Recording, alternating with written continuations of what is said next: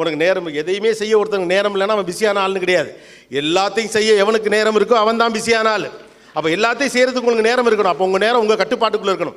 ஏன் நேரத்தை பற்றி இன்றைக்கி இவ்வளோ முக்கியமாக நான் சொல்கிறேன்னா, இல்லாட்டி உங்கள் நேரத்தை வேறு ஒருத்தர் எடுத்துகிட்டு போயிடுவான், வேறு ஒருத்தர் எடுத்துகிட்டு போகிறான்னா அவனுக்கு பிடிச்ச மாதிரி உங்களை யூஸ் பண்ணிடுவோம். அப்போ படிங்கன்னு சொல்கிறதுக்கான காரணம் அதுதான். எதை வேண்டுமானாலும் படிங்கள், பிடித்த எந்த விஷயத்தை வேண்டாலும் படிங்கள், என்னைக்காவது பயன்படும். எதை பற்றி டைட்டில் கொடுத்தாலும் கோபிநாத் பேசுகிறான் அப்படின்னு சில பேருக்கு ஆச்சரியமாக இருக்கலாம். அது ஒன்றும் இப்போ சேர்த்தது கிடையாது. தயாரிப்பு என்பது இன்றைக்கு நடப்பது கிடையாது, எப்போதும் நடக்கும். உள்ளுக்குள்ள ஒரு லைப்ரரி இருக்கும், அது தட்டினா தானாக வந்து பொத்துன்னு விழுந்துக்கிட்டே இருக்கும். நீங்கள் எந்த சிக்கலுக்கும் கவலைப்பட வேண்டியதில்லை, எல்லோருக்கும் சாத்தியம். ஏதோ ரீல்ஸை பார்த்தோம், ஏதோ இன்ஸ்டாவில் போஸ்ட்டை பார்த்தோம், ஏதோ ட்விட்டரில் பார்த்தோம், ஏதோ வாட்ஸ்அப்பில் பார்த்தோன்னு தயவு செய்து உங்கள் நேரத்தை இன்னொருவிடம் கொடுத்து விடாதீர்கள். You may know that how much money that you have, but you never know that how much time that you have. ரைட்டா? உங்களிடம் எவ்வளவு பணம் இருக்கு வேணால் உங்களுக்கு தெரியலாம், ஆனால் உங்கள்கிட்ட எவ்வளவு நேரம் இருக்குன்னு உங்களுக்கு தெரியாது. உங்கள் நேரத்தை நீங்கள் எந்த அளவுக்கு பத்திரப்படுத்துகிறீங்களோ அந்த அளவுக்கு முக்கியமான ஆளாகத்தான் நீங்கள் இருக்க முடியும். அதனால் பெரும் பணக்காரர்களிடம், பெரிய தொழில் அதிபர்களிடம், மிகப்பெரிய அறிவாளிகளை கவனித்து பாருங்கள். அவங்க தங்கள்